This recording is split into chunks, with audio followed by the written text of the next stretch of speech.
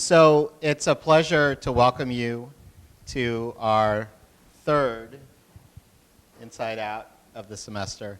We have one more, by the way, a week from now. Charles Duhigg from the New York Times, who just won the AAAS award for large newspapers,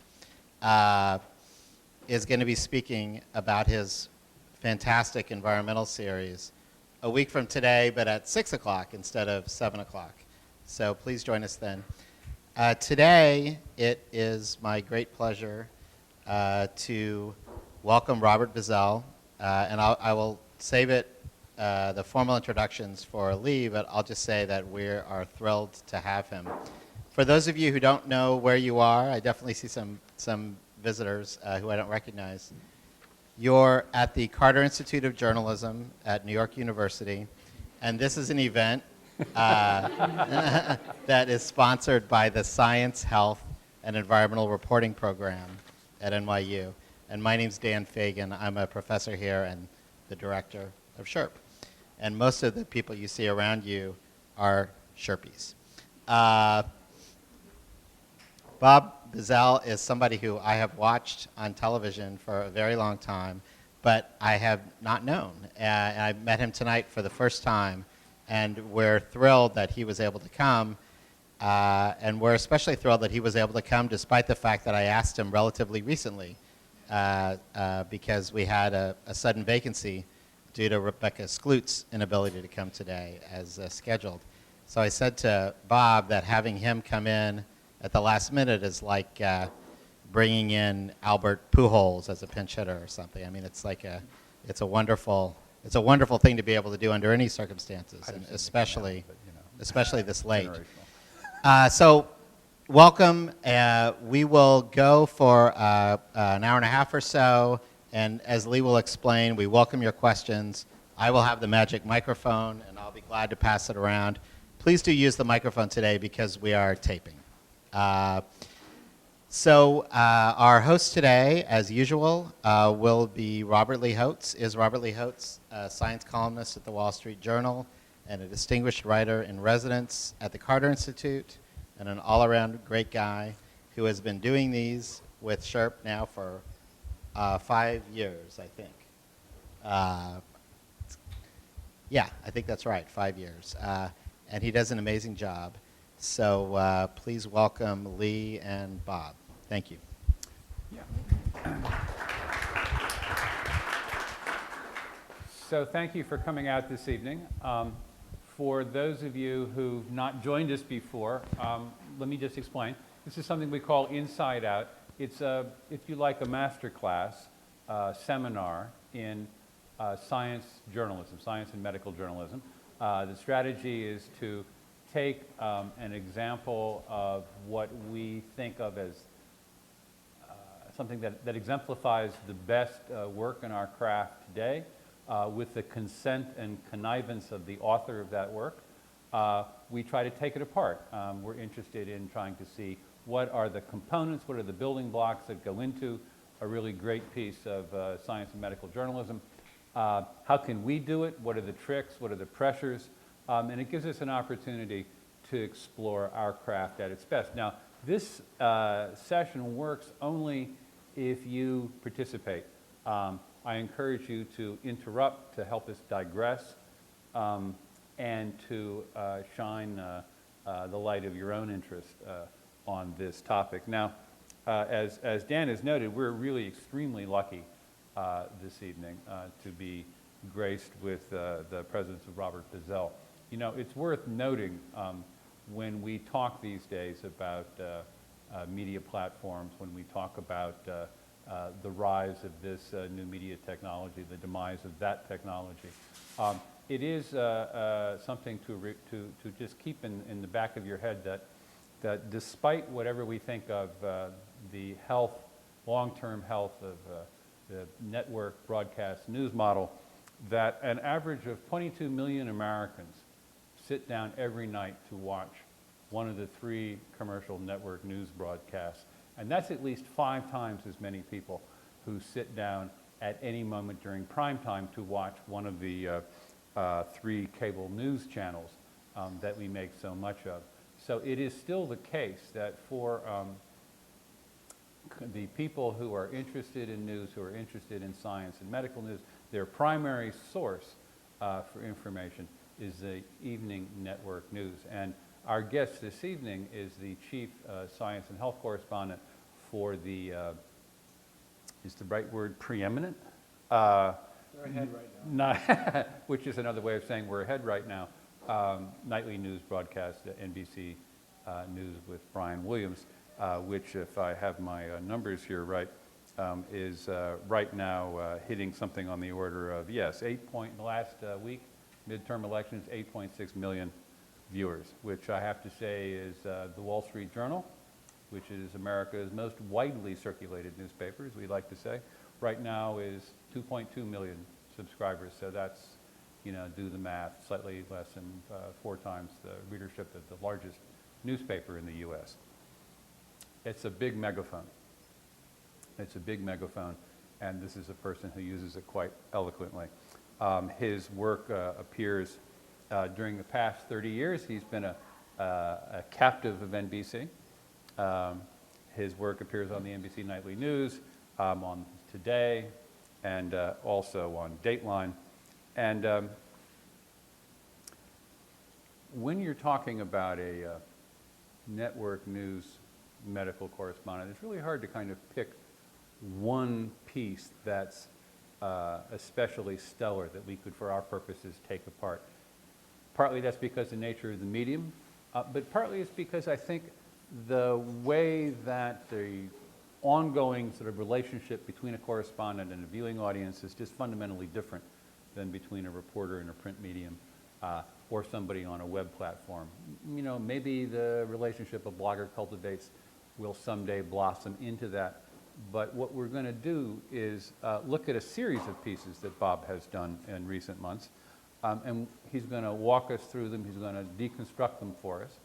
And then we're going to use those to frame our questions and our discussion. So I think what I'd like to first do, though, Bob, is ask you, because I think you took a far more traditional journalist path into broadcast journalism than many might think. So how did a nice guy like you get into this business?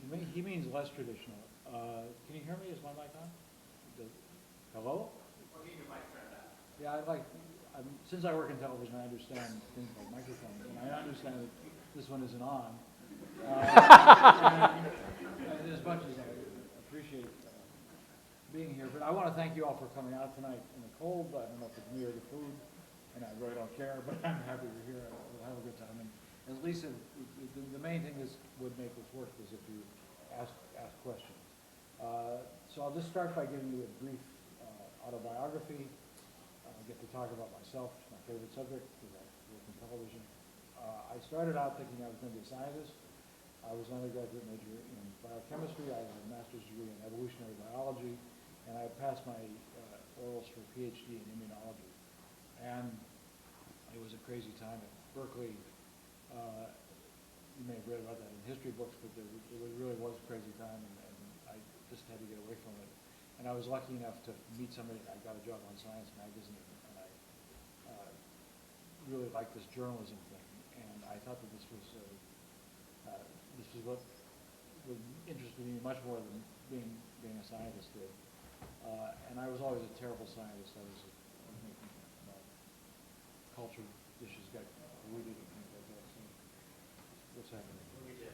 Getting you a lot more lively. Oh, does this one work, you Yep. think? No, not yet. It doesn't. Not yet, not yet. Of course, mine works, and I should just sort of you could have just given me vamp here for a little bit. Now, it's really not completely true here. You're kind of painting this picture of this scientist who stumbles by accident into science journalism. You wrote a science and medical column while you were in college, did you not? Yeah, I did. Yeah, so you kind of, you know. But that wasn't. Hello? Hello? No? Maybe a little closer. I can see people really have a AV operation crew. Would you like mine? That would be good. Here. Well, I thought you'd never ask. We're going to do this. Yep, run back. Brian Williams doesn't have. Yeah, this is, We have little people crawling.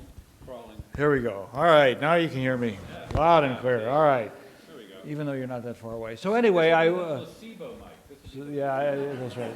So All right. I wrote for Science Magazine. I covered Congress and the White House and the executive branch for that in Washington. And I really decided I loved it. I wanted to go to work for a newspaper. And I went to work. I wrote letters around to several newspapers, and I got a response from somebody who is one of my heroes, and she's unfortunately passed away, a woman named Barbara Junker, who was the medical correspondent for the New York Post before Rupert Murdoch owned it. And there was a time before there was a time before he owned the Wall Street Journal too. It's very hard to believe.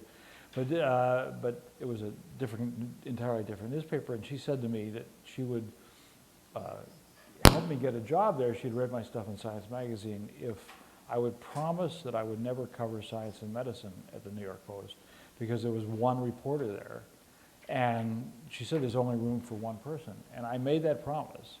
And I went to work for a New York City newspaper, incredibly wonderful opportunity. And I covered fires and murders and politics for 4 years. And it was 4 years? Yeah, for 4 years. And then NBC was looking for a specialist, and through a friend, I heard about it and I auditioned, and they had hired and fired 2 other people, and then I got the job at NBC. But the best times in my life, of course, was when I was young, but was being a street reporter in New York, and that was great. So and that was a great experience to go to television. So by the time I got to NBC, I had a science background, but that wasn't, and I was hired for that purpose, and I never went back to being a general assignment reporter again. But that's my story, and I'm sticking to So it. that's your story, but you're not going to hear it on this microphone still. Yeah, you're not gonna hear it. So what I want to do here, Yeah, what I do is basically I do stories for the NBC Nightly News. I do stuff for the Today Show as well, but these days, and this has evolved over time, mostly my stories are for the Nightly News. And you've all heard about the demise of the Nightly News. They've been predicting the demise of the Nightly News since I got there 30 years ago, and it's still there. Although it's interesting, there were 8.5 million viewers last week, but 2 million of them were under 55. So that's a big problem. Is that really how it broke? Yeah. Wow. So, and that's a problem probably for the Wall Street Journal as well, and I don't mean that as a gotcha, No. but it's a big problem with traditional media, is that the advertisers want young people, and the young people are not the people who are coming home for the most part and watching these shows at the end of the day in this kind of way. Now, you can see everything that I'm going to show you here is up on the internet, and I often write a blog to go with it, and and the internet has been very good for that, for the kind of short form stuff that we have to do. And a long piece, a really long piece on the Nightly News is 2 minutes. Usually it's a minute 40 or a minute 50, which is 300 to 500 words, including the sound bites. So you have to learn to be very concise in what you're saying. And the thing is, the internet connection is, particularly if I do a story about a disease, which I often do, the people that really care about it are the people who either have the disease themselves or have a loved one with the disease, so therefore they want a lot more information, and you can guide them to a lot more information very easily. We've also have arrangements now with the journals. Almost every journal, certainly the major ones, the New England Journal of Medicine, the JAMA, and the Science and Nature, will allow us to give a free URL to the paper if we're covering it. So if people really want to get into it, they can go as far as to actually read the entire paper and the editorial that goes with it, and that helps a lot. And that makes me much less guilty about the fact that we have to abbreviate everything, because at least we have some outlet to give some things, to give a wider audience, give more specific information. And last night, I was supposed to have a story on. I worked on it all day long. And it was killed at the last minute by breaking news. And what they did was, Brian Williams said on the Nightly News, well, we had this story, but we're not airing it tonight. Here's the basic outlines, but you can see it on the internet. And then they had a producer do a long interview with me, and then they put it on the internet. So we have the ability to use this combination, which is very good.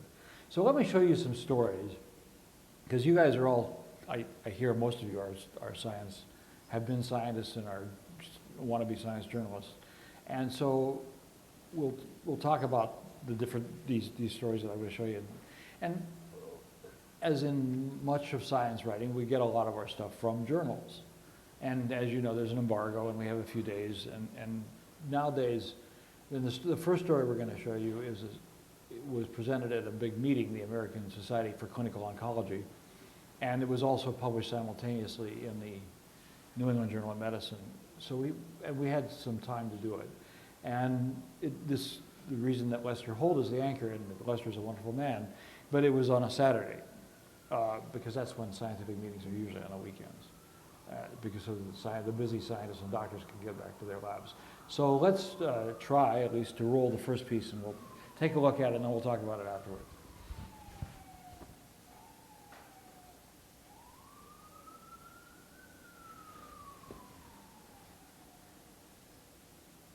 There is big news in the medical front tonight. What's being called a revolution in the treatment of melanoma, the deadliest form of skin cancer. The National Cancer Institute estimates there were more than 68,000 new cases of melanoma in the U.S. last year alone, and about 8,600 deaths. NBC's chief science correspondent Robert Bazell joins us with more on the breakthrough that in some patients is making melanoma disappear. It's remarkable, Bob. And even it is indeed remarkable, Lester. It's not very often that a new cancer treatment comes along that will clearly save thousands of lives. But that is the conclusion of a study presented today at the annual meeting of the American Society of Clinical Oncology. Rick Wilkie is back to surfing his hobby now. He's also resumed his career as a commercial airline pilot. 2 years ago, he was facing imminent death. Melanoma, the deadly skin cancer, had spread through his body. He thought of his wife, Tony, and their 2 teenagers. She needs help with them. I just couldn't believe that it was happening. All these little dark spots are the melanoma. Dr. Stephen O'Day of the Angeles Clinic and Research Institute shows how much cancer had permeated Wilkie's body. Metastatic melanoma is a devastating disease, and traditionally we've had no treatments that have successfully improved survival. Until now. Dr. O'Day and others had been studying a protein called ipilimumab, which stimulates cells in the immune system to attack the melanoma. So his cancer just melting. Yeah, it just melted away. After a few treatments, scans showed that Wilkie's cancer was gone. The staff, the nurses, Everybody was jumping up and down. everybody came into this tiny little room and Yeah. gave us the good news. Any new symptoms at all? No. Across the country, other patients were getting similar news. As someone who's been treating melanoma for a long time and seeing a lot of failures, does this excite you? Absolutely, and that you can feel it in the waiting rooms of melanoma centers. The patients are energized. Our waiting rooms are becoming fuller because patients are living longer. This is producing tremendous excitement, both for the clinical researchers who are in the battleground of this horrible disease and the patients and their families. There are drawbacks. The drug works in only 20 to 30% of patients, and doctors cannot predict which ones. In many patients, the drugs set off autoimmune diseases like rheumatoid arthritis and colitis. How are you feeling? Any problems? No. But treating those does not stop the drug from killing the cancer. For patients like Rick Wilkie, the drug is nothing short of a lifesaver. Now we're getting the kids ready for college and things like that. And I'm so happy he's here, to do that with me, because that was one of the things. How am I going to get through this without him, As we pointed out, all the volunteers in this study had advanced melanoma. Another study is underway to find out whether the drug can work better if it is given earlier, whether that 20 to 30% effective rate can be improved. Lester? Bob, it's in the study stage, so what does that mean for people who may be suffering from this disease right now? Well, Bristol Myers Squibb, which owns this drug, says it's applying for FDA approval by the end of the year. But in the meantime, the drug is available through what's called a compassionate access trial. And you can find out more about that and other aspects of the story on our website, nightly.msnbc.com. Thanks, you can stop now.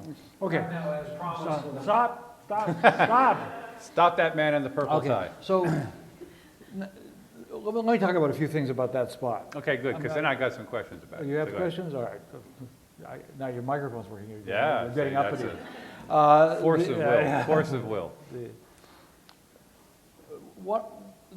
Let's talk about one issue, just the general concept of a short TV spot, whether it's going to be on the web or on a broadcast news show. One of the things that's really interesting to me about working for the web thing is that our website, msnbc.com, as I just said, is really interested in video. I mean, they want video. I'd love to write more because my background was as a writer, you know, when I started out, and I'm not the greatest person on television in terms of my anchoring ability. I can never be a TV anchor or anything like that. And so but they don't want that. They just want video, video, video, video. People, as broadband width increases, video becomes very important. But so that's one thing to think about. So this kind of short piece, if it may or may not appear on the nightly news, is going to be a staple of information for a while, because people's attention span when they're watching something on an iPad or a computer is not that long. So you're not going to get the two-minute format is with us to stay, I think, unfortunately, for a long time. And I know a lot of you want to be documentary filmmakers, and that's great, and those things have their place. But so does this, and it's going to stay. Now, when you think about a two-minute piece like that, what you're doing is you're making it a two-minute documentary. You're casting a movie, and it's very important that we know before we get there with a camera crew that who's going to be talking, and you cast it almost. When you do a TV spot, you don't want surprises. I mean, it's wonderful if you have a surprise that's a compelling moment, and you're rolling with a lot of cameras or even with one camera. But for the most part, if you're just reporting something like this, like a study, you want to have the most compelling characters and the best talking doctors, because a lot of people who practice good research medicine can't speak English, and I don't mean this is because they're foreigners. I mean because they're not articulate. They're not articulate. Yeah. That's what the word I was looking for, inarticulately. So we find these people. That guy was a great character. He was just a sensationally, obviously, they had a beautiful family. The guy was going to die. He's going to live. You know, the doctor was terrific, talking about the waiting rooms emptying out. And so before we got there, we knew that, because I'd had phone conversations with these people, I knew that what we were going to get, and it came together very well. So now, some people would say that the 20 or 30% thing should have been higher in the piece and the side effects, and maybe that's true, because we redid the piece on Monday because there's an idea that if you do a piece on the weekend, a lot of people don't watch it. So we did redo it with this idea, but in cancer treatments, almost every cancer treatment that's come along recently has worked in 20 or 30% as a high percentage. Most of them are working in 5% or something like that, and that's how progress is being made in cancer. So that's a difficult thing. So I'm going to stop right there and say, are there any questions? Well, I want to ask about to use this as an example, because it's a study story. It's a thing that we all see a lot of. In terms of the competition for space, for a slot, how far back are you pitching this to your structure, to your managing editor? And how much of it is the weight of the medical finding itself, and how much of it is the weight of the wonderful casting of the movie that you're able to make? Well, I hope it's much more of the information, although we're going to see a piece in a minute that is not breaking news. The next piece is not for that reason, because I wanted to make another point. But if there's two ways that I find out about a story. Either it comes in a journal, which comes 3 or 4 days before it's published, as you know, from being a science journalist, or somebody tells me about it. Now, somebody telling me about it is not insignificant, because if you work in the field for a while, you get out there and you talk to people, and this is an advantage you don't have when you're starting out, but people will say, look, we can't talk about too much, but look out for this big melanoma thing that's coming in a few weeks. And this this drug, which will be approved in a few months, there's the phase 1 studies that look good, there's the phase 2 studies that look good. So in the community of oncologists, everybody is talking about this for a while and looking forward to these results. So it was not that hard. And so I sold that much more to the producers, is what they're called, the people that I work for, on the basis of the importance of the information, because this really was advanced melanoma had been totally intractable to treatment before this. So this 20 to 30% is an amazing finding. Now, we use, and I hope this gets drilled into you people all the time, the students, military metaphors all the time, advances and breakthroughs, and the ultimate cliches of science journalism. I'd like to get away from. I try not to use it myself, but they're always in there, like some kind of pest. You had a question. How do you find a case study like that? I'm sorry. Yeah. Yeah, we're in microphone. I'm afraid we're all mic'd tonight, yeah. How do you find a case study like that, and how many do you go through before you pick the one that you want to use? You usually find them through the people that have done the study. This guy was one of several people who were on the study. I don't know if he was the principal investigator or not, but he was certainly up there. And usually we find, well, I can't just go out and approach a patient without their permission, so we need to go through the doctor to do that. So it starts with finding an articulate doctor and then saying to the public relations staff at the university or to the doctor, him or herself, will you help us find a patient and who would be good? And often there are different universities and medical schools are better at that kind of help in helping to get television productions done about their organizations than others are. And they tend to get more attention because of it. But yes, ma'am. I noticed that you didn't, I didn't hear you explain how the drug actually worked. So was that for a specific reason? Do you always focus on the effects? Yeah, and I have a degree in immunology. This drug, first of all, they're not even sure how it works. It binds to a CD4 protein on a killer T cell, and for some reason stimulates it to attack the cancer cells more than other cells, although it does set off these autoimmune responses. So it's a very complicated explanation that isn't even fully understood by the people who are doing it. I would not go down that track on television. If you start having little blobs of things coming together in a graphic, which we could do, it wouldn't mean anything to anybody.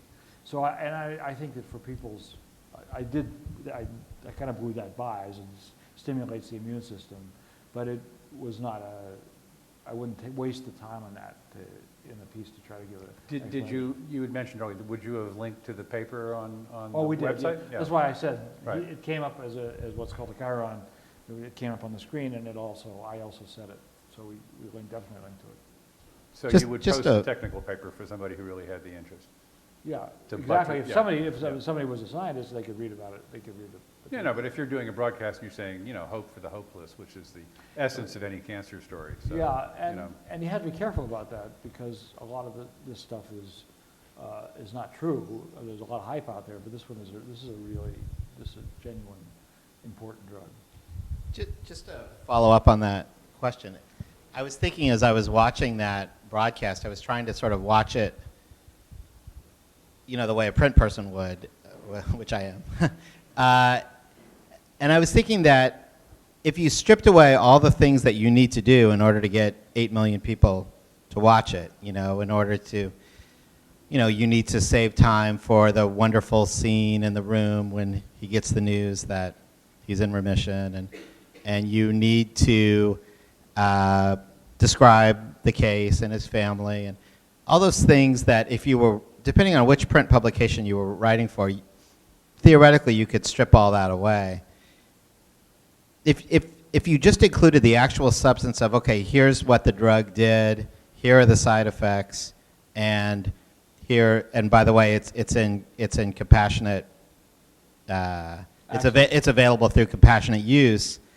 You could really do that in about 4 sentences, and that's it. Right. So is that really typical, or was that an unusually? No, it's not untypical at all. And there's 2 functions, 2 reasons why people watch television, which is to be entertained and to be informed. And you can't give them any information unless they stay to be entertained. And that sounds cynical, but I don't think it is, because Walter Cronkite famously said that the evening news show was the headlines and getting people to know what the headlines are. And then if you want more information, read your morning newspaper. Well, now there's very few morning newspapers, but there are these other sources of information. So that is what you want. You could have a wonderful news show, and there are some out there that are really good and thoughtful and long, and they have not got that many viewers. And I with, mean, with theoretically, you could do that. You could do that in 15 seconds. Right. You know, you could Yeah, just have Brian absolutely. Williams say, "Bam, bam, bam, bam." You know, here are the side effects. Here are the results. Let's move on. And then you the know. people then, they wouldn't have gotten involved with the story, and they would have, what did he just say? I think you would, yeah. No, keep going. We're just. Yeah, that's a good point. Yeah. Well, I'm one of those people who stopped watching the nightly news many, many years ago. Well, with what he's saying, he could put it on. No, but I'm going to pay Yeah, you no. a compliment now. That if the reporting on the nightly news were as informative, as useful, and important as that piece, I would still be watching it.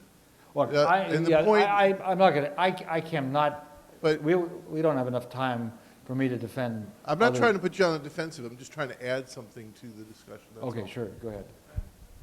No, go ahead, I'm sorry, I'm I'm just done. saying. That's all I want to say is that if the news were that Right. informative, I would be watching it, and I Right. bet a lot more people would You got a be, too. compliment. You got a compliment. Yeah, I mean, No, I appreciate that, but. it wasn't just for the compliment value. I think that the reason why you're not seeing a lot of people not watching the news is that they don't believe it. That a lot of the stuff up there is fake news. It isn't news at all. That's news. A breakthrough in treating cancer is something that I want to know, and I feel regrets that I didn't even know about this story. So there's something wrong with the news system if it's not getting us informed about stuff like this. And I'm just saying, I think the bug is that the not to system. be, and I didn't mean to just cut you off, I apologize for that. But absolutely, the decisions about what makes up a broadcast and what's interesting, and it's even doing the stories that I do, and I'm about to show you a much fluffier story, there aren't genuine pieces of progress like that in Cancer to Report all the time. So, and what happens at the White House every day, or what happens in the Republican caucus every day, is not that interesting and doesn't move things along that much. And even if you look at a newspaper, if you look at the Wall Street Journal or the New York Times, the two of the few remaining decent newspapers, in my opinion, in the country, and you get to print, there's a lot of articles that you wouldn't normally, you probably wouldn't watch. The thing about the format of a newspaper is that you just skip over what you don't care about. The problem with a broadcast television news show is that it's linear, and you got to keep people watching through the whole thing. And there's a lot of ways to do that, but you try to get stories that people will remain interested in and stay on to watch and get through the commercials, which pays my salary and everybody else's. So that is a problem, and yeah, there's a horrible amount of fluff and garbage out there on my network and everybody else's, but that's, you know. So this piece was, you said what, 2 minutes? Probably, this was Minute fairly, 40, minute yeah, 40? that was a pretty long piece, because on the weekend they tend to have more Okay, time. so 2 minutes? Maybe 2.5 with my Okay, crosswalk. 2.5 minutes. So the broadcast itself is like what, 22 It's minutes? 22 minutes and 40 seconds. Okay, after you 22, take it- after you take 2.5 minutes, 22 minutes, 40 seconds. Can you tell us a little bit about the process during the day? Because I think this gets to your point a little bit. How does that story, how does that idea, how does that piece of news percolate up through the story meetings or whatever it is that you do? I mean, how does that work so that it gets its place? Well, I pitched the story. On the broadcast, I in pitched that- the story by email to the producers Okay. as far in advance as possible, because on a story like this, we have to get approval to spend the money to go cover it in that kind of way. Now, there are stories that will just break that day and we'll go out and do it, but a lot of it is a question of money. So we have to convince people, I have to convince my bosses that this is important enough that we can go to Los Angeles, what I actually did for that story. So you flew to LA for that? Yeah, Okay. yeah. I did some other stuff while I was there, but the point was that this is important enough that we have permission to get a camera crew. Typically, a network camera crew with a sound person is $1,600 a day. I mean, some of them are on staff and it's amortized, but that's what you I'm have sorry, to the do. cost was $1,600? $1,600 a day for the Okay. crew Yeah. alone, and there's a producer who goes with me. And now, and in terms of thinking about, if you're thinking about how television changed, there was a picture of me asking the doctor a question, and some reporters will, if there's just one camera, will fake that and reshoot them asking a question, but I refuse to do that because you never ask a question in the same way. So that picture was taken by the producer I work with, who set up a little video cam that was just rolling on me while I asked him. So it looked like a two-camera interview. It was a two-camera interview, but one of them, it wasn't a two crews setting up. So you had you took this initial email to justify the expedition to LA. Well, yeah, the expedition. 2 days notice? No, 3 well, days this notice? one I knew. This one Saturday morning? we had a few weeks' notice on it. A few weeks' notice. Okay, okay. So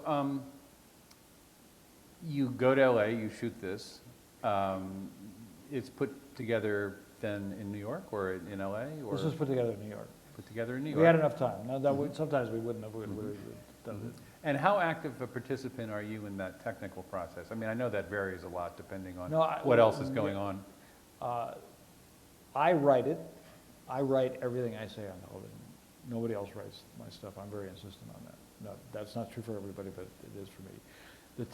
And I look at the pictures first, and I try to make the pictures match, and I have to get the sound. The sound has to be accurate. So, and basically, writing for television, Dick Schaap, who was a great sports writer in both print and television, famously said that writing for television isn't writing, it's typing.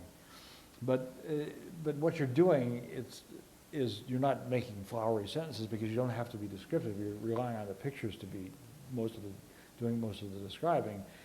And so what you're doing is linking the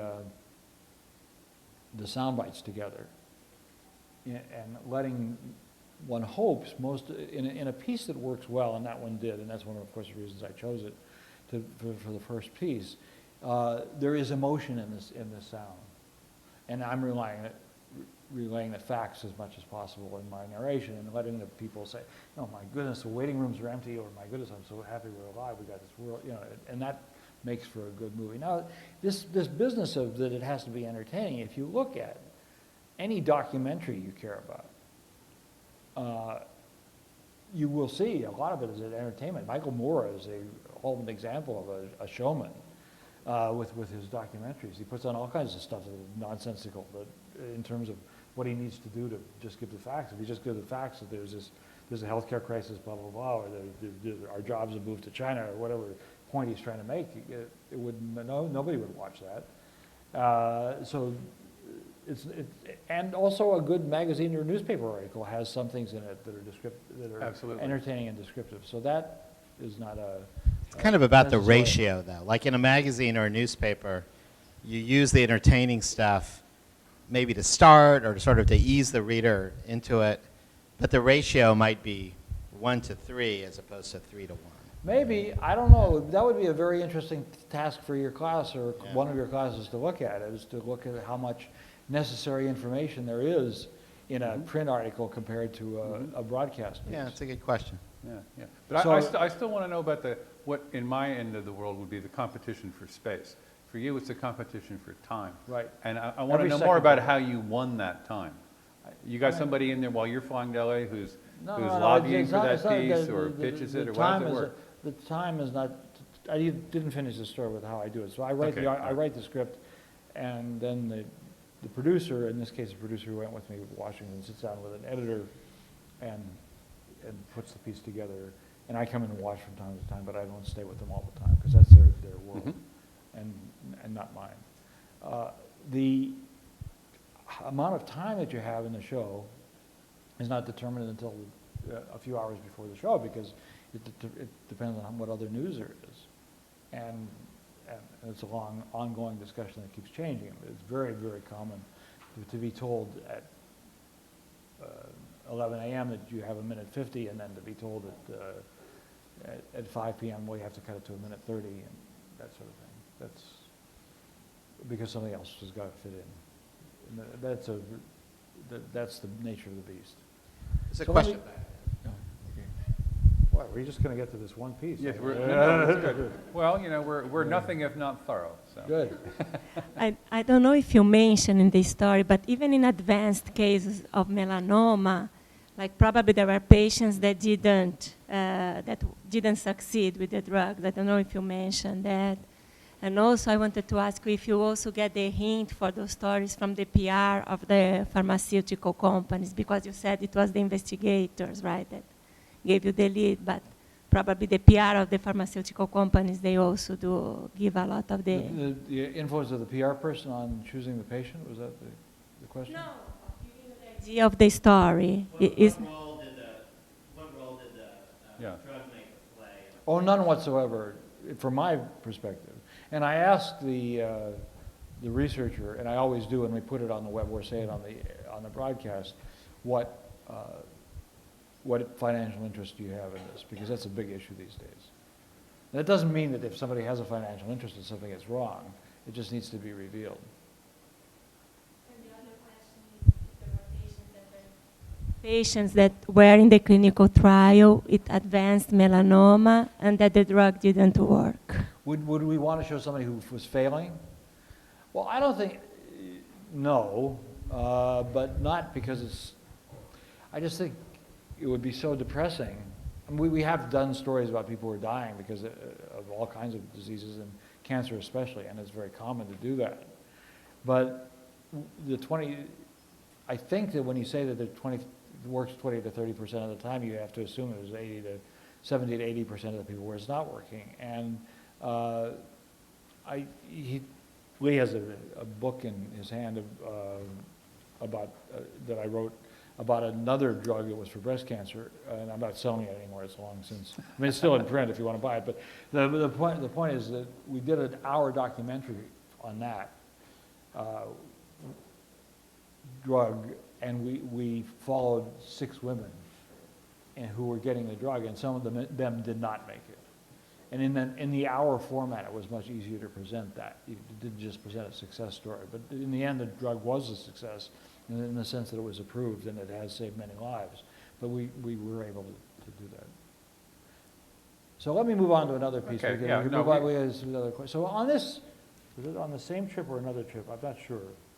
Oh, no, those are the different trip. So when I was in Los Angeles for that story, or and this is another story, I was in the West Coast, and I don't remember I don't remember what the driving story was, but to try to be economically efficient, I will call up people, public relations people at universities or scientists or researchers, physicians whom I know, and say, what's going on that's interesting? That doesn't have to be anything that just got published or is going to be published. What is interesting and visual that we can shoot while you were at your institution anyway? So I was at the University of Washington for another completely different story, and I had asked this question, and the PR person suggested this story, and let's roll that and we'll take a look at that.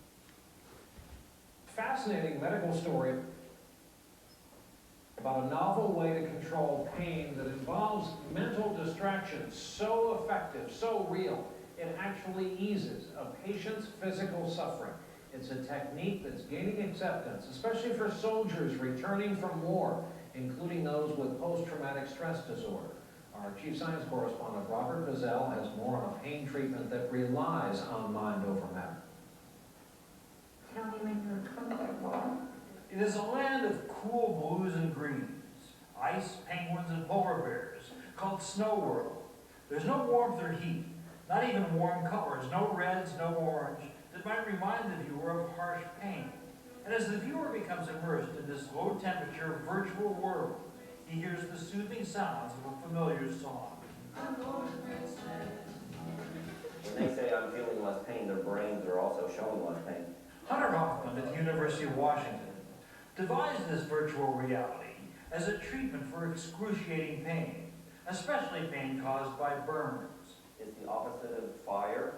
So Snowball was specifically designed for putting out the fire and pain. This is a thermal pain stimulator. In the lab, I get a demonstration.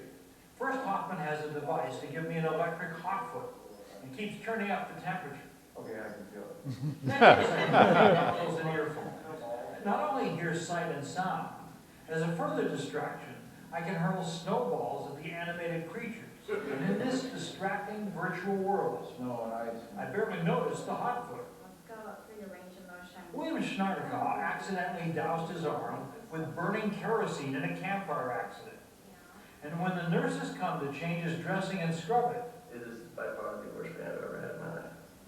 At first he was skeptical, but says he discovered that this parallel world, so different from his injuries, actually relieved his pain far better than any medication. Virtual reality is especially powerful because the patient can no longer see the hospital room. They can't see the wound that's being worked on, and they can't hear the hospital rooms. Take a deep breath. The success is a demonstration of what doctors have long known, that pain is perceived in the brain, and even distraction can bring amazing relief. Robert Bazell, NBC News, Seattle. Stop now. So there's an example of a feature story, and I would point out a couple things. One is reporter involvement, it's called. I'm in it, and that can be fun, and it can make the story interesting, but you can also go too far with it, and you have to be very careful about making yourself into a clown if you're trying to be perceived seriously. But this is an ideal TV story in a lot of ways because it is so visual, and virtual reality, it's all about a visual thing. And I was just so lucky to come upon this because I had no knowledge of it whatsoever before it was suggested, and then when we got there, we talked about it on the phone, and then when we saw it, I just was, wow, this is great. And I got a lot of compliments for that in the office, and I thought it was instructive, and maybe it gets to your point in the Blue Jacket, I'm sorry, sir, about something that is not, you know, gee whiz. I mean, I know that story would never be on the front page of a newspaper, I don't think, but it wouldn't be on the front page of a newspaper because it doesn't, the information in it, I guess you could write an article about how virtual reality helps to alleviate pain, but it wouldn't have the impact of a television story on that subject. It's one of the few subjects where television, you're definitely... No, it's true. There are different vocabularies, and this is the visual vocabulary. I could write about the idea of virtual reality, but I couldn't do it. Yeah, you couldn't do it. It wouldn't come across as well. Any questions on that? Yes, ma'am. Microphone? How's your foot doing? I mean, My foot's much better. Okay, Thank all you. right, just wondering. I was wondering. Hello? Yeah, Is this good? there you Okay. I was wondering how long were the interviews you did with the doctor and the patient there, and how many, like, what questions did you have to cut to put? Yeah. I'm pretty good because I've been doing it for a while at keeping my interviews short. A lot of people go on and on, and usually we use about 1/10 of what the interview is, 1/20th. Not use. I'm sorry, 1/10, 1/20th. Yeah, it's only we'll interview somebody for maybe 5 minutes, and 20 seconds we'll get on the air. That's a lower number than I said, but maybe it's in a couple of pieces. But it's not a long interview. It's not like you think of a 60 minutes interview where it goes, you know, way on. You sort of, it gets back to what I was talking about before. You cast these things. You know what you're doing before you get there. So the questions you ask them, you're just trying to elicit, not putting words in their mouth at all, but you want to, it's very critical to me to listen intently when somebody's talking to me, did they say something that will sound good on television? Because the worst thing that can happen is that somebody just gives you a yes or no answer. And that's why you have this ultimate cliche of a TV reporter will say, well, how do you feel that your children were just hit by a bus? Because you want them to emote, and you're trying to get them to do that. You don't say, do you feel bad about it? And they'll say, yeah, of course, I feel horrible. And that's not something you can use on television unless you're going back and forth. I mean, if in a two-camera interview, you can say to a politician or something, did you commit that crime? And the politician says, no, or yes, and that would work. But you would need the question. So you have to listen very carefully to what people are saying to make sure that it'll work in the context of the piece. So overall, how much time goes into a piece like that for you? That piece was shot in the morning. Shot in the morning. We shot 2 pieces that day. We got there. We arrived there at 9 o'clock, and then we had the guy we interviewed. Lab was on the campus, and then we went over to the hospital. And you have to move the gear in. When you do a piece like that, it's a lovely visual piece of work, piece of research, really novel idea about how to control pain. I mean, do you think to yourself, this idea of pain control is about to get its moment you know, in the spotlight. I should call 3 other universities and make sure that other people who are doing this work get a little tip of the hat, or are you happy with the focus? I wouldn't call, I did call other people, but not for that reason. I called other people to say, is this real, or is this guy a hokum salesman? Right. I'm much more concerned about that than I am about giving them a heads up. And I got the word back from people I trust at other places. Yeah, no, this is real. This is being replicated at other institutions. Is this the sort of thing that you would then also expand out on the website? I mean, with supplementary materials, or? I think we did, and you know? I can't remember what we did with this, but a lot of times, you were asking about the interview, we'll take if somebody is a very good talker, and we can only use a small portion, well, we put the entire interview on the website. That's another thing that you can do for people who are more interested in the subject matter. Yeah, I think there's a question. Oh, sorry. Yes. Right there. Yeah. Yeah, I was wondering, you get referred to as... I'm sorry. Erica, right there. Yeah, there we go. Does NBC have a medical correspondent as well? I know a lot of the news networks have that. Nancy Snyderman is a physician. Mostly work overlaps, but she does the Today Show stuff. And a lot of that is talking and advice and that sort of thing. And I don't give advice. I'm not a physician. So. I guess my other question is,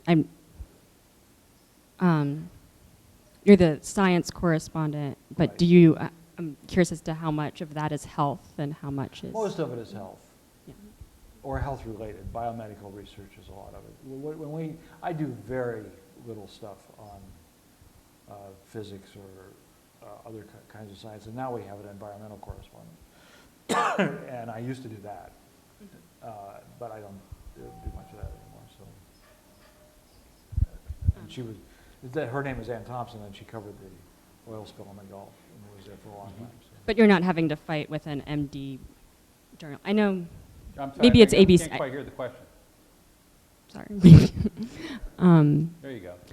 I know I've seen other nightly news networks that have more, maybe NBC is different, that have an MD, seemingly a journalist covering health stories as well. But it sounds like it's just you covering these stories for NBC. Do you mean, is there much competition among correspondents? Well, I think what Eric is saying is that there's a sort of a tradition on the networks, at least a recent tradition, that MDs do the talking on medical stories. And you're an exception to that. And I wonder what are the implications of that have been? I don't know. You have to be the judge of that. The MD thing started with Timothy Johnson at ABC. Right. A long time ago, and there wasn't anybody for a long time, and then fairly recently there have been MDs at all the networks. There's a problem, and with doctors who pontificate, and I'm not saying that anybody that we just mentioned does that, but you have to know that you become a journalist. And one of the things that for instance, Dr. Oz, who's been enormously successful with his own show,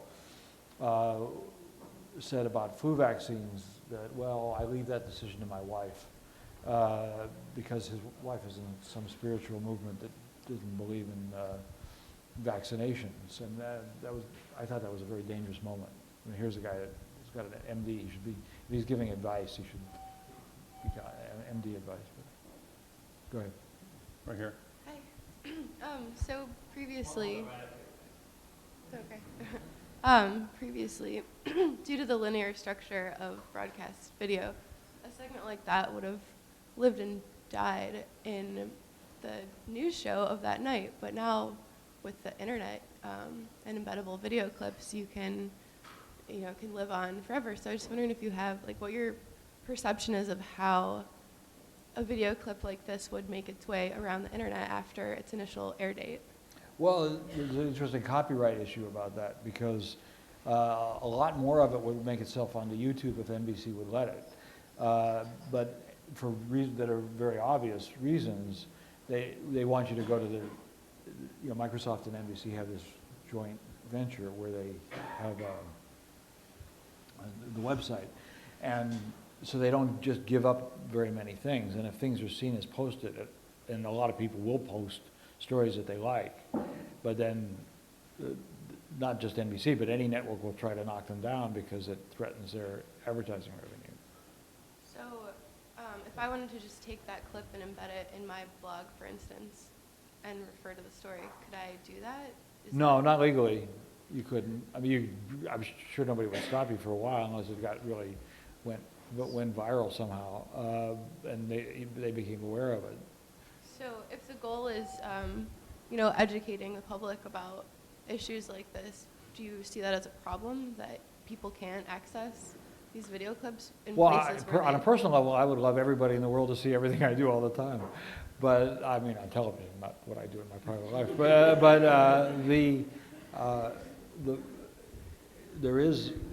We're in commercial ventures, and that's the reality of it. Yeah, yeah. I mean, these are also, it's true of the Journal. We have a very successful website for which, of course, we charge. And one of the things we love on our very successful subscription-only website is video, which we're all now doing, because you can get an extra couple of bucks or whatever from an advertiser for every click on the video. You can sell that video separately. So our business department does not, you know, dictate us, doesn't assign us as print reporters to, oh, you should also do video. But if we do, they could not be happier. But then it's important for us to corral that video technically so that you can't walk off with it, because we want the $1.50 or whatever it is that we get. I doubt it's that much, but I mean, when you click on that one viewer, you get a little 15-second ad. You have to sit through it. I mean, so many. The Daily Show, same model. You want to watch the opening monologue, you have to sit through the 30 seconds. Then you have to hold on to it. You have to corral it. That works in embeds too, though. Those are the ability to respond to the question she asked. I'm sorry? I don't have a mic. No, but I can hear you. Go ahead. What? No, it doesn't. Yeah. Is that piece available on the? Is the piece that you just The piece showed? is available. Yeah. Where is it? MSNBC.com. Yeah, it's on the Lifeline. I tried looking for it. I'd like to link to it. That's all.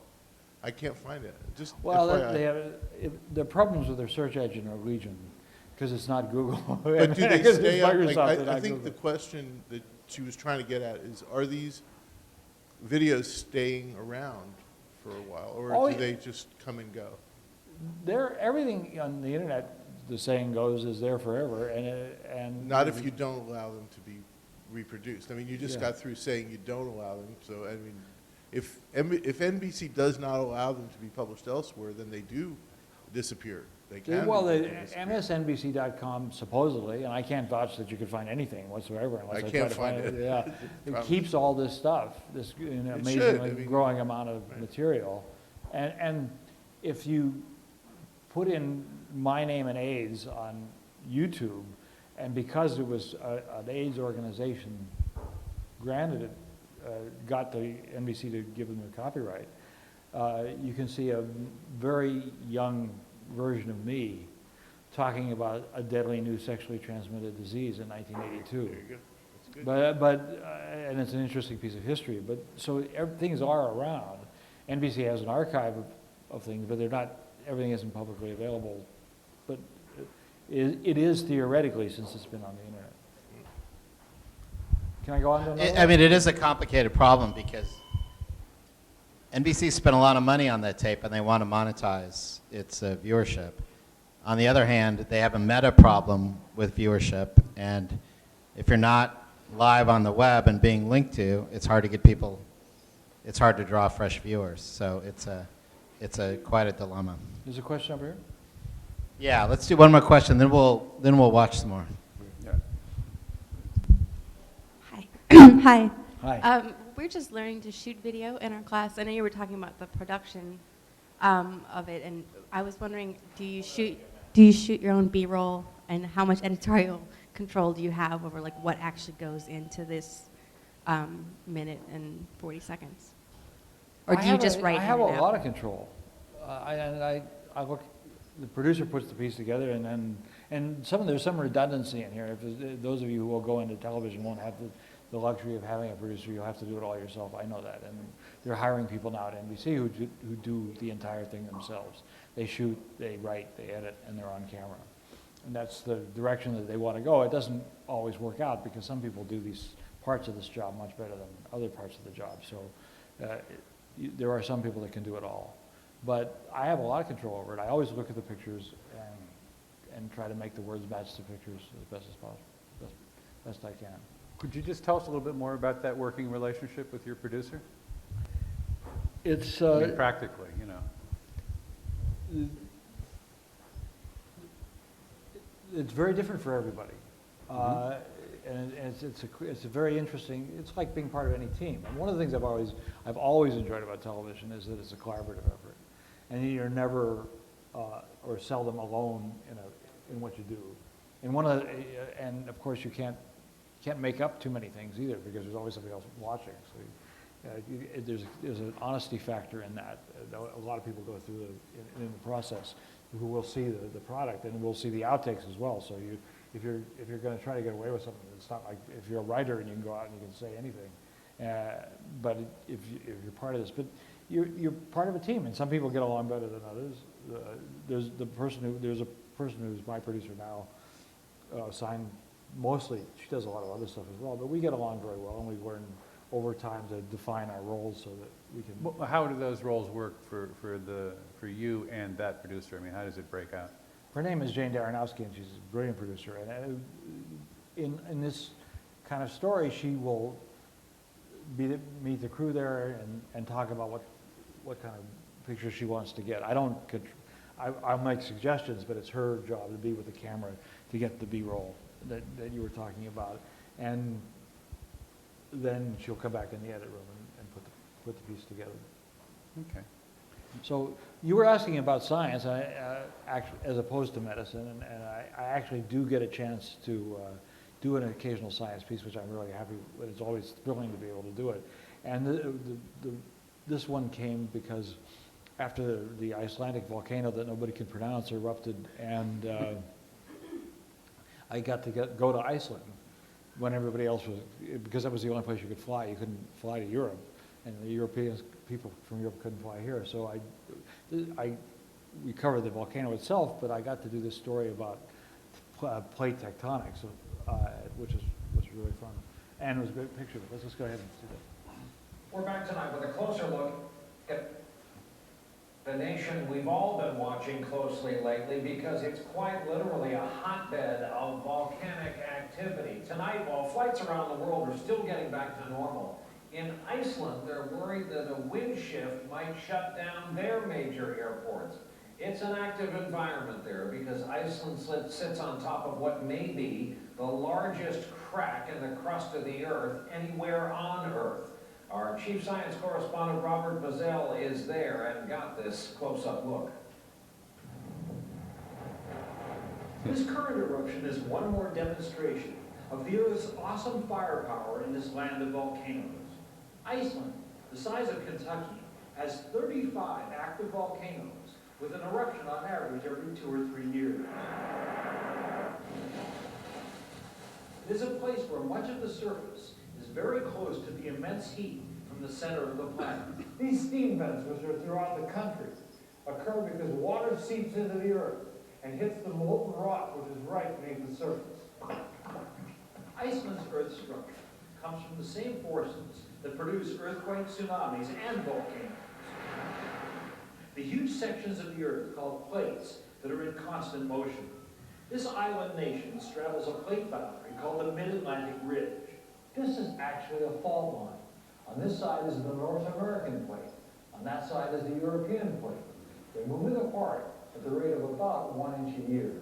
That ever-expanding fissure allows the molten rock from within the earth to rise constantly.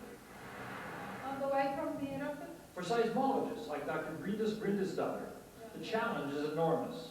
There's lots of activity. You know, you don't have to wait around for the data. You usually, you have too much work, too much data to analyze. The volcanoes have produced some spectacular vistas, and geothermal heat offers great opportunities for recreation, as well as warmth and electricity for 80% of the nation's houses. But it also poses a danger that we now know can affect much of the world. Robert Bazell, NBC News, Iceland. That's a TV dream come true, to be able to be in Iceland and to talk about, because you could play tectonics if you're writing about it. It's the most boring subject on earth. And yet when you get out there and you can see the effects of plates and what it does, and Iceland is just a great place. It turned out that I'd been there a few months before to do a story about decode genetics and some other aspects of Iceland, so I even knew my way around a little bit. But it was just, I spend my life doing a story like that, I'd be in heaven. Okay, so how did this then work logistically? So the eruption had been going for a couple of days, people have been stuck in Europe. That's a big running story. Yeah, as you could tell from the lead-in, the eruption was coming to an end. Right. The European flights were starting up again. And I said, well, let's do a story about just the natural beauty of the place, because we'd been up in a helicopter, we'd paid for the helicopter ride by the volcano, which was spectacular, but then I knew that we could go around and see all this gorgeous stuff. So now when you do a story like that, on the one hand, it's timeless. It's Iceland doesn't stop being a hotbed of plate tectonics, but it's hooked to this ongoing event. I mean, aren't you nervous that the volcano is going to stop spitting up before you can get your thing on the air? No, I wasn't nervous about that, because that volcanic eruption had caused so much disruption in the world that story could have, I mean, certainly for a few weeks it would work, although there was no problem getting it on then. Anyone else on that one? Back here. Yeah, thank you, Dan. I'm curious how strict you are with accuracy of B-roll. I mean, I'm guessing not all of the close-up volcano shots we saw there are actually from, that trip, or Icelandic volcanoes in general. Kind of what are your guidelines in terms of using B-roll in a case like that? That's a really good question, and I try to be really, really precise about it. In other words, I never would say I would never use a picture of the Mauna Loa, Hawaii volcano, which I have plenty of, and say it was in Iceland or something like that, just to make the picture look better. People do that, and it happens, or they'll put up the words file video or something like that, and that's just dead wrong. To the extent that you can be accurate and tell people that what you're saying you are actually seeing is really, really important. I mean, we've gone through crazy moments in 2 minutes of broadcast because an editor has actually put in the wrong pill when we do a story about some drug, and oh my God, it's the wrong. Not that anybody outside the pharmaceutical industry would know, or maybe some doctor who's prescribed it would know, but those are just the kind of things that you don't want to do. It's a mistake as bad as any other kind of mistake. Or maybe not, it's not libelous or something like that, but we do make errors sometimes, but that's one we try really hard not to make. Mm-hmm. But if I understand your question, he's also asking about sort of the timeliness of that B-roll eruption footage, which is there was a great point to look at. So, well, the volcano that's named cannot be pronounced was erupting, and that was most of the picture. But I also said there's 35 volcanoes on Iceland, and we did have pictures of other ones, because one of the things is you could stand around and on a clear day you could see volcanoes all over the place. So it's not inaccurate to say, if you're saying there's 35, to show a different one. I'm not saying this is the Hujufutsu volcano. It's an Icelandic volcano. Anyone else? How are we doing on time? We want to move on to another spot, or what's your? We're in very good shape. We're in very good shape. We can go look at the next spot. Do you want to? Sure. Okay, so we're going to do another science spot, which is not as visual, to show you something that does not lend itself to that kind of beauty. But I thought it was an important story, and I think it was covered by the newspapers as well. So let's roll this one. It has always been a medical mystery. You take two heavy smokers. One of them gets lung cancer, the other doesn't. Why is that? There is a new clue along those lines tonight, and if researchers are right, there may also be a relatively easy way to reduce the risk. More on this story from our chief science correspondent, Robert Bazell. one of 90 million Americans who once smoked cigarettes or still do. Yeah, it was the thing to do. Despite the enormous risk, only 10 to 20% of current and former smokers develop lung cancer. And Roach is part of a study that seems to explain why. There are significant alterations. Dr. Abramsfura and his team have identified a set of genes shown in this pattern on a computer chip. And we specifically found that this high level of activity of these genes precedes the development of lung cancer. So they're on their way to getting lung cancer. Before the cancer develops, people with this gene pattern usually get dysplasia, abnormal cells that often become cancer. And we can actually reverse the activity using a drug that inhibits this pathway. The drug is called inositol, a plant product with few side effects, already sold in health food stores. In a small initial experiment, Dr. Spira found that in 6 of 10 people, the drug returned the gene pattern to normal, and their abnormal cells also appeared healthy again. The National Cancer Institute already is testing inositol in former smokers to see if it reduces the rate of lung cancer. Those gene activity patterns can tell us something. But this latest research shows the treatment could be more targeted. Here we go, okay? For now, the cells for testing can only be recovered with a bronchoscope that goes deep in the airway. But the researchers believe they soon will be able to test cells from the nose or throat. What would you think if somebody took your work to be an excuse to continue smoking? Well, I think that would be a mistake. Lung cancer is only one of many diseases that are associated with cigarette smoke exposure. Still, this early work holds the promise of reducing deaths for what, Brian, is still the biggest cancer killer. Now, this is along the lines of the question you just asked that doctor. Doctor, people with a heavy smoker in the family, someone who's just decided they can't quit, if they called having seen this story and said, start taking this stuff, would that be wrong? Would that be bad? I don't think it would be wrong or bad, and they can certainly do it. It's for sale in health food stores. Now, no responsible doctor is going to advise them to do it because there's a clinical trial, and until that's finished, we don't know if it's going to work, and we don't know if some untoward side effect that we haven't anticipated is going to appear. Part of this era of multiple uses for things with one intent. Rob Bazell, thanks for stopping by us. 6 months ago tonight, So that story raises some significant issues because that was very early research. Although what's happened is that since the enormously long trial was just completed about spiral CT scanning of smokers, right? This could well tell who should get the spiral CT scans, and that is a very important usage of this research. That's just came. There was just a meeting of the American Association for Cancer Research where those two things were brought together by this group. And so there's always a question about how early on do you talk about research? Okay, how early on do you talk about research, particularly when you're going to have every smoker in the tri-state area running to the health food store to buy this stuff? Well, part of the decision in that case has to do with what you're telling them to do, and which we talked about on there. You're talking about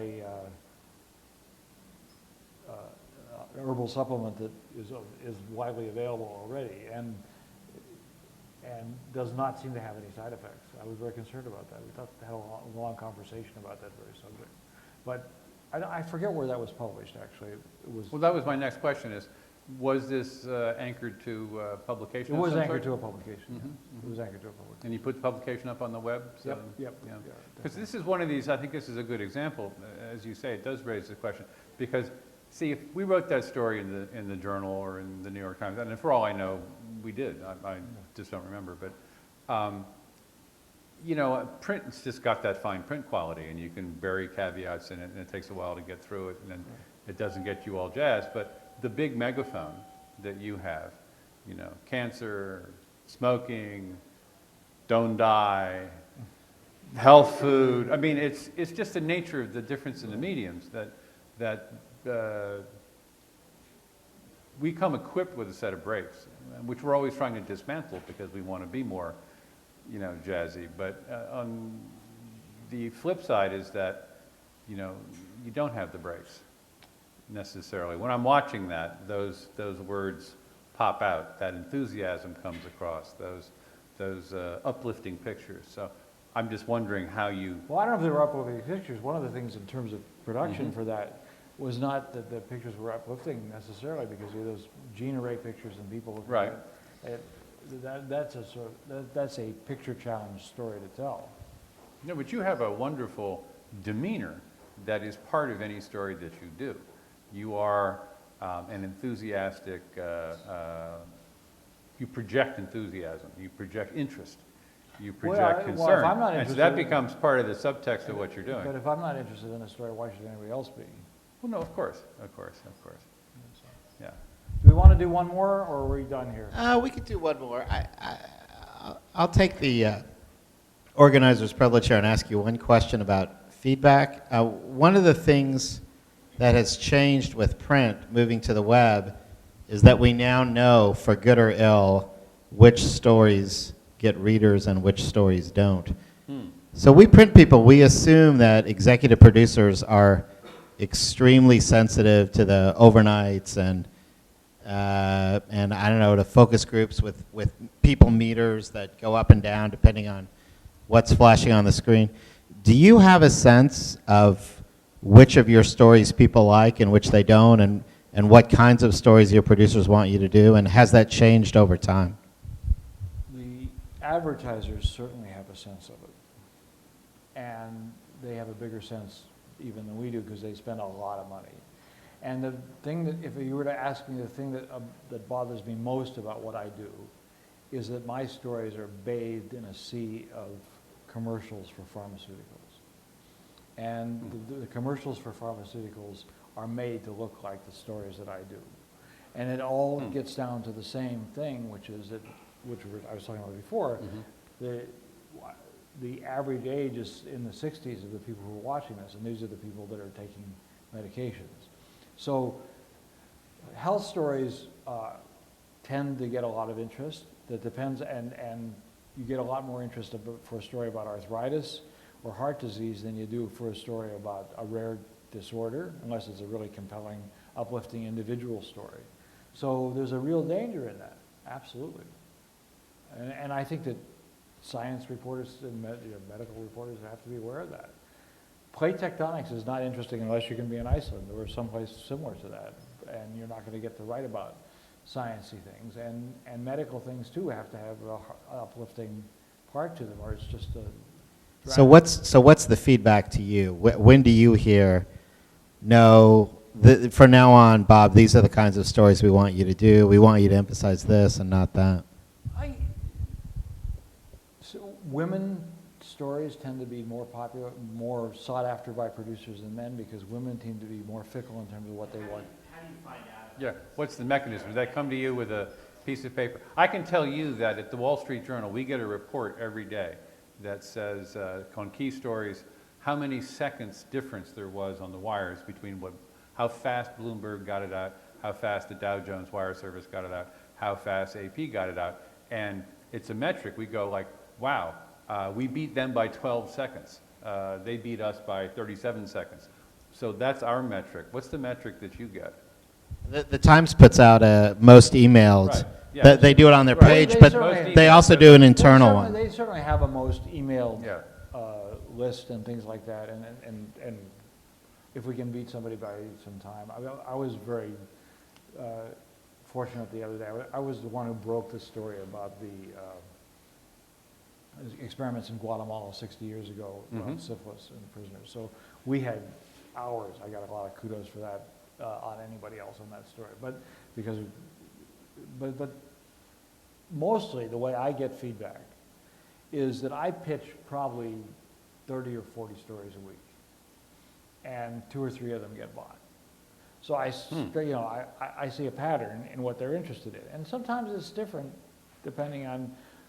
I know that it's different depending on what they're looking for to use. There's promos that run over a weekend, and if it's a Super Bowl weekend, they'll want stories that appeal more to men and stuff like that. If you're picking feature stories, so, but mostly that's where I get my feedback. I don't pay a lot of attention to these numbers. I mean, I have seen, and they could drive you crazy. if you let them. They could really destroy what little ego you have left if you're working in television particularly, because there's Q scores, as you've heard of all that, how people relate to you as a person, and there's minute-by-minute ratings, which they don't usually have for nightly news, but they will have them. Sometimes they'll buy them. Are people turning off? Do they stay through the commercials? All these things are knowable. But I let that be this is my personal view of it. I let that be the responsibility of the producers. They tell me what stories they want and what they don't. And I only pitch stories that I think are real and are worth doing. So. Let's roll one more. Let's roll one more. No, please, let's roll. Okay. Yeah. This is, I just came back from Haiti Saturday night because we went there in anticipation of the hurricane, which, thank God, didn't hit Haiti very hard. But this was, I went back for the 6-month anniversary, and because I was the only one there, all of this is not science and medicine. Some of it has to do with other things, politics and stuff. But I just wanted to show you that because it's very important to me right now. So let's roll this slide. We saw a bulletin on the Associated Press wire service that a magnitude 7.0 earthquake had just hit Haiti and demolished much of that desperately poor nation. The quake killed close to 250,000 people. It left 1.5 million people homeless, and it took out about half the hospitals in the big city of Port-au-Prince. We were on a plane the next day. Our team of NBC News correspondents, we set up camp on the tarmac at the airport where we lived. We covered those first desperate days in Haiti, and we saw the aid pouring in from around the world. We've gone back many times since, and tonight on this 6-month anniversary, our chief science correspondent, Robert Bazell, is back for another visit at Port-au-Prince with a look at where things stand tonight. Bob, good evening. Good evening, Brian. As you remember, I was with you that first week, and I stayed for several weeks afterwards. And what is amazing to me is how little the situation has changed. The time for prayer, even when church is under a blue plastic tarp. 6 months after the devastating earthquake, faith is what sustains people here. Jacqueline Sestanez says only God knows her future. The father of her 4 children died in the quake, her home destroyed. She now lives in a suffocatingly hot 5 by 10 foot tent with another family of 3, 8 people in all. Still, they keep it immaculately clean, a sense of order perhaps, to fight the fear. Rapes, robberies, and gang extortions are common in the camps. Only 10,000 of the 1.5 million homeless have been settled. The rest are in 1,200 makeshift camps like this one that have sprung up all over. There's even one in the middle of a busy street with 70% unemployment. The best job most can find, if they are lucky, is on the bucket brigade. $5 a day, hand over hand. Every day, bodies are still found under the rubble. At this rate, it will take years to clear the rubble from the 180,000 homes damaged or destroyed. Everywhere, there are questions. What happened to the world's good intentions? So far, donor nations have given only 10% of the $5.3 billion of the aid promised to help the Haitian government. Many Haitians, like radio station owner Carl-Henri Demont, say the government has failed miserably. As a Haitian citizen, I can tell you that they could not have done a worse job than that. Couldn't have done worse. No, it's been painful. But hundreds of aid groups, like the American Red Cross, which has spent only 1/3 of the $468 million it raised, are still on the ground. I don't think that anyone has completely understood how huge this disaster is and how much it has completely devastated what was already a pretty devastated country. There is some progress. Some children, like 5-year-old Renee, are getting new prosthetic limbs. In most camps, children have gotten vaccination. That and fresh water have prevented the disease outbreaks many feared. One of the great success stories is that even though the majority of schools in Port-au-Prince were destroyed by the earthquake, 80% of Haitian school children have gone back to school since April. But even with these tiny victories, Haiti remains a country with great sadness and little hope. It's rainy season now, Brian, and as we also know, it's hurricane season. In fact, it feels like it might rain tonight. But for me, the biggest problem here is that there's no roadmap, and there's a huge danger that this country, and especially the capital, Port-au-Prince, is going to become the largest refugee camp on earth for many years to come.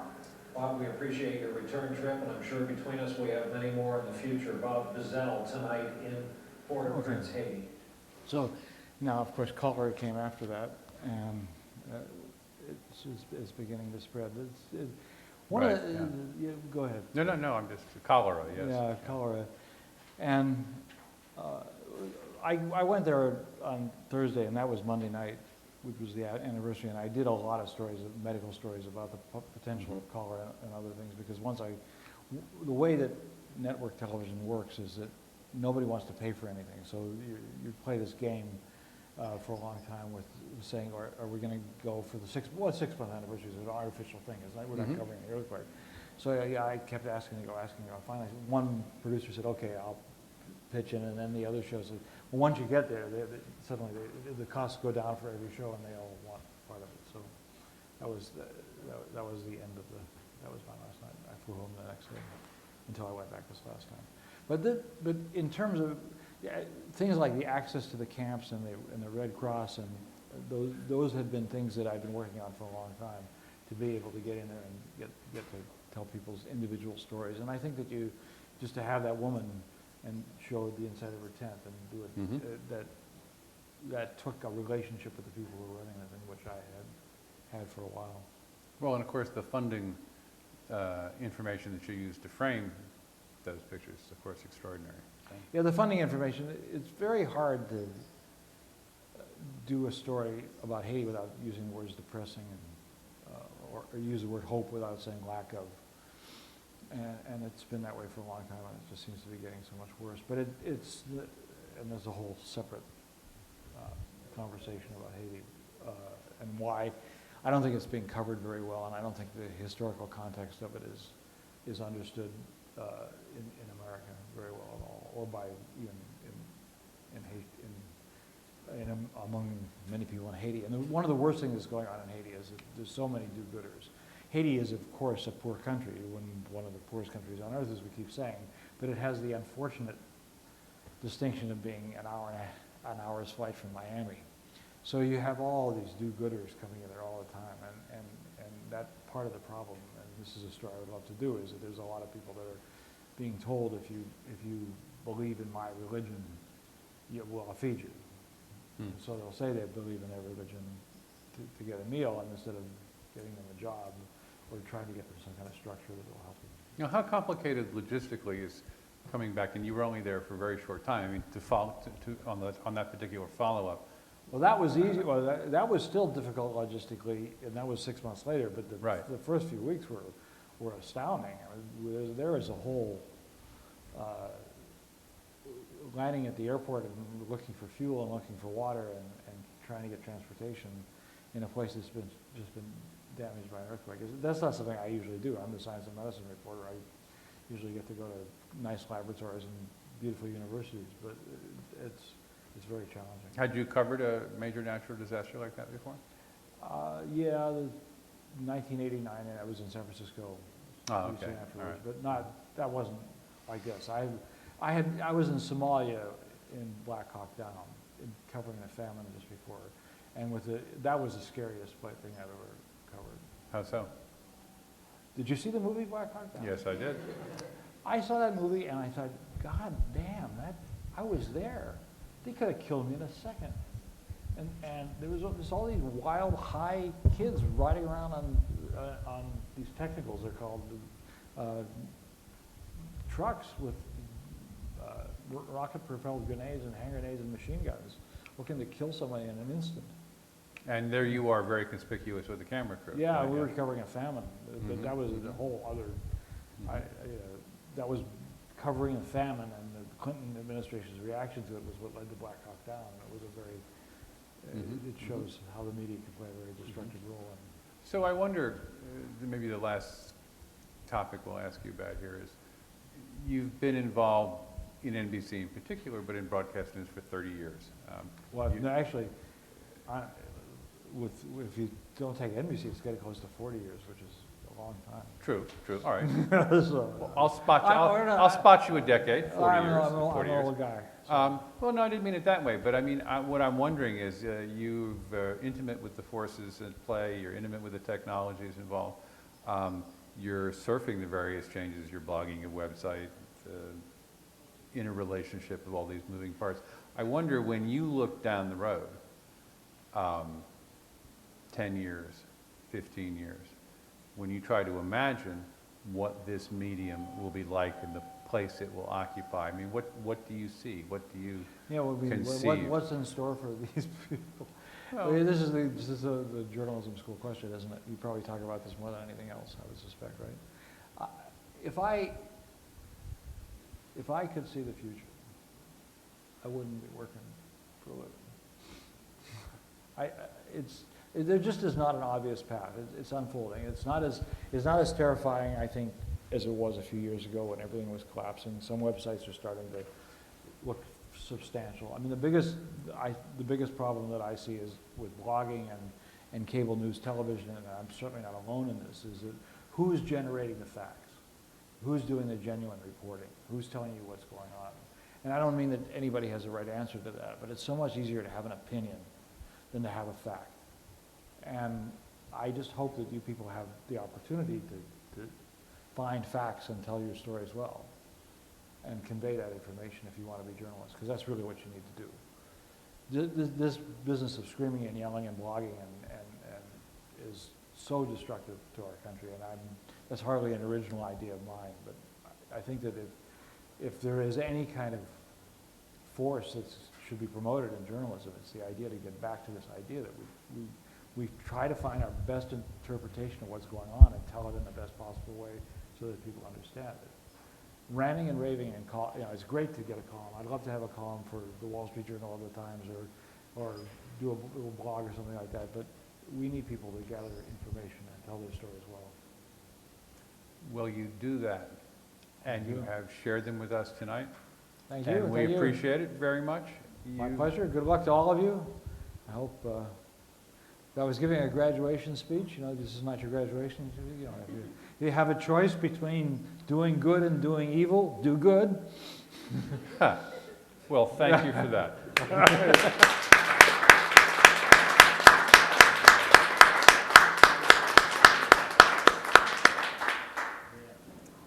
Now can I get you a glass of wine? No, I got to get going. But thank you very much. No, thank you so much, Bob. Just was lovely.